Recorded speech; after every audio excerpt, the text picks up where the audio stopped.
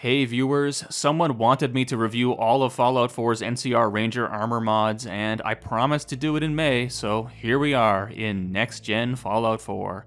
I'm very impressed by this update. Bethesda has managed to increase the length of loading screens, letting us slower people finish reading the hints. Wonderful. And they've added more stuttering, allowing us to appreciate those beautiful individual frames for longer. Thank you, Bethesda, this is just what I asked for. Alright, you're here to see NCR Ranger outfits, not cheap sarcasm. I've got 6 mods to cover today, and none of them were really horrible. I'd say the best option is NCR Outfits Pack, since it has the greatest variety of Ranger outfits. They've got reasonable statistics, and they look excellent. But you could make valid arguments for Unoctium's Ranger Veteran Armor, or even Toasty Fresh's NCR Veteran Ranger Armor.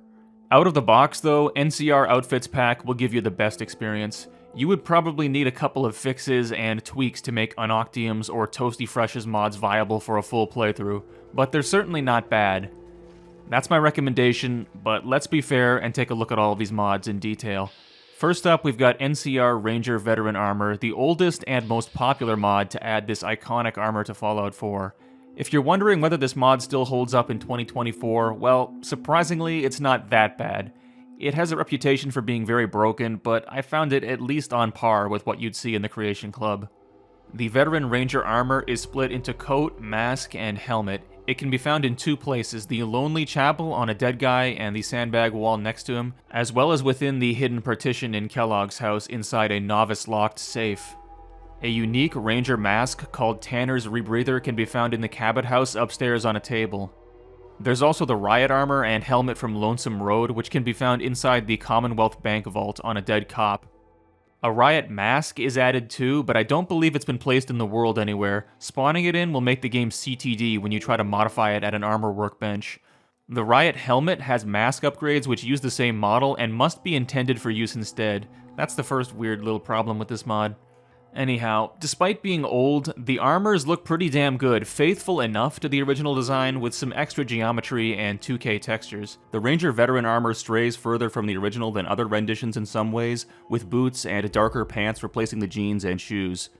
Also, it has erroneous pure black geometry on the right leg and back, which is clearly visible underwater and looks terrible. Additionally, the Ranger mask blocks your Pip-Boy flashlight, rendering it practically useless. Also, due to a culling optimization gone awry, the legs can partially disappear when viewing them at certain angles. The Riot armor thankfully lacks these flaws, and it doesn't move too far from the original design. Limb dismemberment is disabled on NPCs wearing these outfits, but head destruction works perfectly for the helmets, with no floating bits left behind. For upgrades, the Riot armor has 3 linings, a leather harness, bandoliers, metal, raider, and elite upgrades for the arms and torso, lead-tipped gloves, and 3 hide-lined boots, which you can only craft by making Deathclaw, Yaoguai, or Radstag leather at a cooking station. With upgrades, Riot armor is probably the most protective non-power armor in the game, surpassing Marine armor by quite a lot. The Riot helmet has 3 masks you can add, and a steel lining. Adding a mask obviously prevents you from wearing any other face armor, but it turns the helmet into the most protective headgear in the game. The Ranger coat has 3 linings, the metal and raider, but not elite armor for your arms and torso, 5 decals, bandoliers, a harness, 3 materials, lead-tipped gloves, and the same hide-lined boots as the Riot armor. Statistically, the Ranger coat is way less protective than Riot armor, but still better than any base game armor set, and it doesn't weigh as much, so for many characters, it will be a good choice. The Ranger mask has a desert camo and various visor upgrades, even one that makes the eyes glow red, turning the first-person view model red, which is kind of cool. Unfortunately, none of these upgrades fix the broken flashlight. The Ranger helmet has a desert camo and a steel lining, that's it. Compared to the Riot helmet, it's much worse, but it's still on par with the best vanilla helmets. Interestingly, this mod adds 2 weapons, an anti-material rifle and a hunting revolver. The AMR is inside Kellogg's safe with the Ranger armor, and the hunting revolver is on the dead cop in Commonwealth Bank. Both weapons use hunting rifle firing sounds. The AMR uses hunting rifle animations, and the revolver uses .44 pistol ones. The anti-material rifle is not a terrible model for 2016. The bolt either has very visible UV seams or there's some kind of smoothing group error, but overall it doesn't look too bad. Its 3D scope is nearly impossible to use considering how smudged it is and how much recoil the gun has.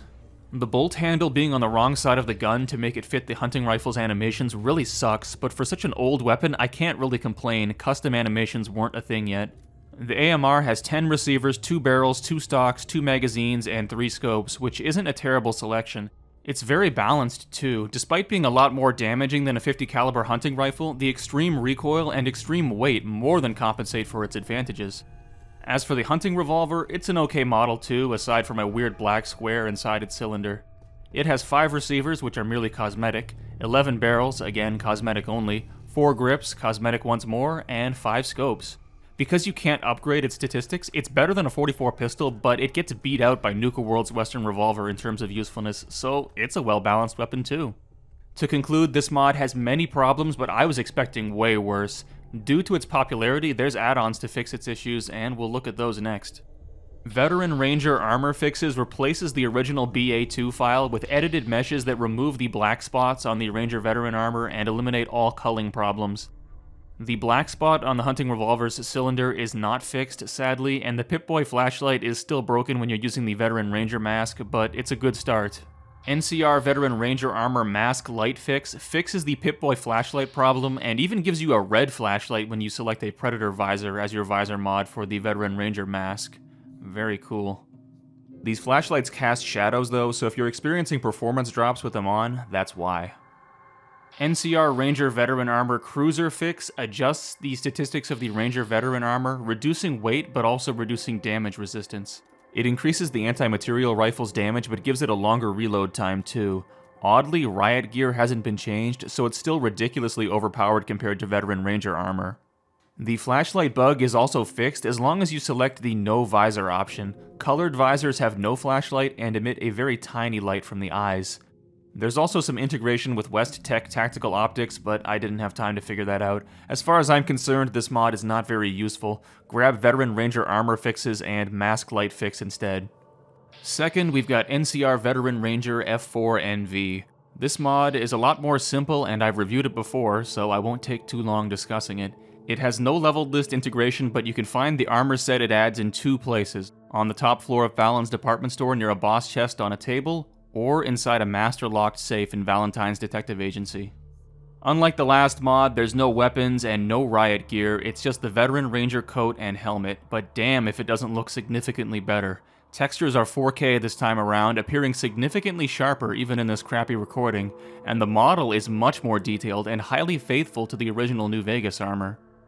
Dismemberment is disabled for those wearing this outfit, but head decapitation deletes the helmet correctly, so it's on par with Anoctium's mod there.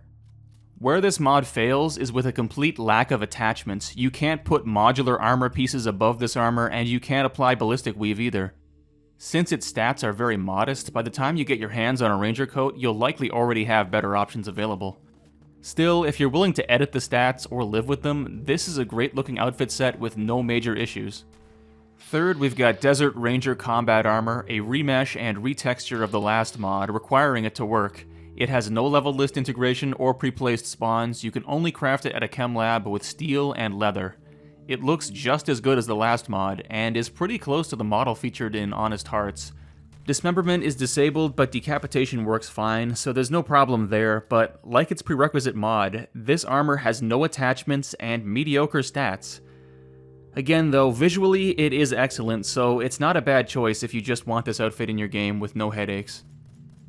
Fourth, we've got Jack's Desert Ranger Combat Armor. This mod's armor and gloves can only be crafted at a chem lab, there's no leveled list integration or pre-placed spawns.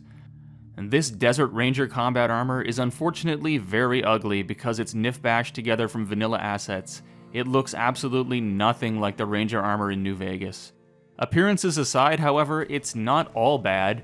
Dismemberment is disabled for NPCs wearing the armor, which is alright, and while its stats are meager to start with, you can wear modular armor pieces above it, and it can be upgraded with 5 types of lining and ballistic weave, which makes it very worthwhile even late game. Also, while wearing the armor, you get a bonus point in agility, strength, and perception. It doesn't really matter what the stats are, however, with visuals being of such low quality. I'd stay away from this mod. You might be wondering where the helmet is. Well, it's our next mod by the same author, Desert Ranger Combat Helmet Mark II. Like the Armour, it has no world integration, you can only craft it at a chem lab, and if you thought the Armour was ugly, the helmet looks far worse. Blurry, blocky textures cover the mask, and I find it quite funny that the helmet has sorry written on it, like it's apologizing for its low quality. The stats aren't bad, this helmet can take ballistic weave, which makes it usable in the late game, and you get a boost of 2 charisma and 1 perception for wearing it. Unfortunately, decapitation leaves this helmet floating, so it shouldn't be given to NPCs.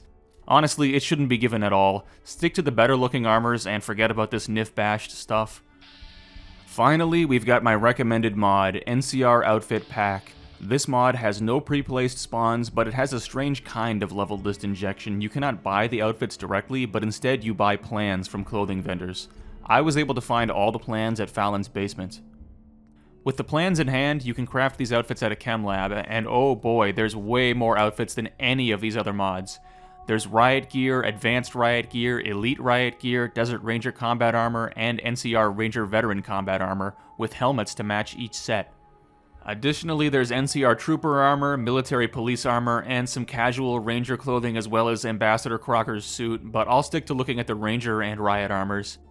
These puppies have some rather gorgeous 2K textures, and while they might not look quite as good as Toasty Fresh's model, they're damn close, and you're getting every variant of the Ranger armor that appeared in New Vegas in one mod instead of just the NCR Veteran Ranger outfit. Amazingly, there's full dismemberment support for all this mod's outfits, and the outfits work with modular armor pieces and ballistic weave. There's no other upgrades, which is a bit of a missed opportunity, but considering the number of outfits this mod has, I'm willing to forgive it. Unoctium's mod is better in that department, but in general, NCR Outfit Pack totally kicks its ass. It's an incredible mod, and that's why I'd recommend it to anyone who wants to add any NCR outfits into Fallout 4. Anyways, there's my quick and dirty video on this subject. I hope it helped you a little. I don't understand why people have such a hard-on for the NCR Ranger Veteran armor. I guess it has a lot of nostalgia value. Bethesda is really banking on that. They're making you pay $13 to wear it in Fallout 76. That's a month's worth of Patreon money right there. And my money's already reserved for scratch tickets and booze, so no thanks, Bethesda. Toodles, everybody.